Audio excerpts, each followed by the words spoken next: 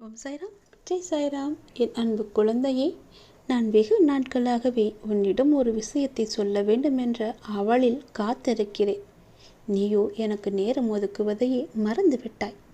இருந்தாலும் இப்போது உன்னை தேடி நான் வந்திருக்கிறேன்.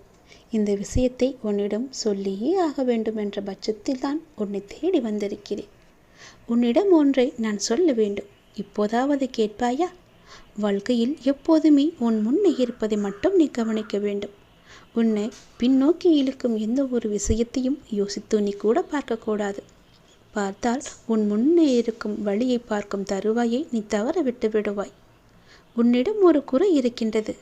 எல்லாவற்றிலும் ரொம்ப யோசித்து அதை பெரிதாய் நினைத்து புழுங்கி உன்னை நீயே காயப்படுத்திக் கொள்கின்றாய். அதை நீ தவிர்த்து விடு. உன் கர்வம் ஆணவத்தை எல்லாம் தூக்கி எறிந்து விடு. உனக்கு நிச்சயம் வெற்றி கிடைக்கும். உன்னை புரிந்து கொள்ளாமல் உன்னை பற்றி ஒன்றுக்கு இரண்டாக பேசியவர்களின் உண்மை முகத்தை நீ பார்த்தாயா? அவர்களிடமிருந்து நீ விலகிச் செல்ல வேண்டிய நேரம் எது? அவர்கள் அப்படித்தான் என்று தெரிந்த பிறகு அவர்கள் நம்பி உன் நிம்மதியை நீ இழந்து விடாதே. அவர்களை என்னிடம் விட்டுவிடு. அவர்களுக்கு நான் பொறுப்படுத்திக் கொள்கிறேன். நம்பிக்கை துரோகம் செய்தவர்களுக்கு நான் பாடம் புகட்டி காமிக்கின்றேன். நீ வருந்தாதே. அவர்கள் அப்படி பேசினார்கள் என்றால் அது உண்மையாகுமா? எனக்கு தெரியும் என்னுடைய குழந்தை, என்னுடைய வளர்ப்பு எப்படி என்று. நீ கண் கலங்கக்கூடாது. அவர்களுக்கு நான் புரிய வைக்க வேண்டிய நேரத்தில் நிச்சயம் புரிய வைப்பேன்.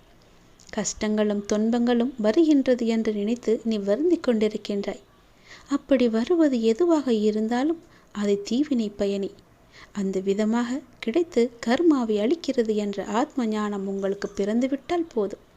அவற்றை பற்றி நீங்கள் கவலைப்படவே மாட்டீர்கள். உன்னுடைய மனதை நீ கட்டுப்படுத்தாவிட்டால் கவலைகளும் கட்டுக்கடங்காமல் வந்து கொண்டே இருக்கும். பெரும்பாலான உன் கவலைகளுக்கு உன்னுடைய மனம் மட்டும்தான் காரணம். எத்தனை மகிழ்ச்சியாக நீ இருந்தாலும் நீ வாழ்வில் தேடி தேடி சேர்த்து கொள்ளும் நபர்களாலேயே முடிவில் கவலைக்கு தள்ளப்படுகின்றாய். எங்கே போனது உன் மகிழ்ச்சி? உன்னிடமிருந்த உன் மகிழ்ச்சி எப்படி மற்றவர்களின் செய்கையால் மறைந்து போனது? யோசித்து பார்த்தாயா? எல்லாம் உன் மனம் படுத்தும் பாடுதான். அதன் போக்கிற்கு நீ செல்லாதே. நீ மகிழ்ச்சியாக இருக்க விரும்பினால் யார் எதை செய்தாலும் அதை உள்வாங்கி கவலைப்படாமல் நீயாக இரு. அதுதான் உன்னை உயர்த்தி காமிக்கும். நேற்று நீ என்னிடம் வைத்த பிரார்த்தனை நிச்சயம் நிறைவேறப் போகிறது. உன்னுடைய பிரச்சனையை பற்றி நீ என்னிடம் மனமிட்டு பேசினாய். அதற்கு நிவர்த்தி தாருங்கள் அப்பா என்று என்னிடம் கேட்டாய். உன்னுடைய பிரார்த்தனை எதுவென்று நான் அறிந்து கொண்டேன். அந்த பிரார்த்தனை நிறைவேற்றுவதற்கான வேலையும் நான் துவங்கிவிட்டேன்.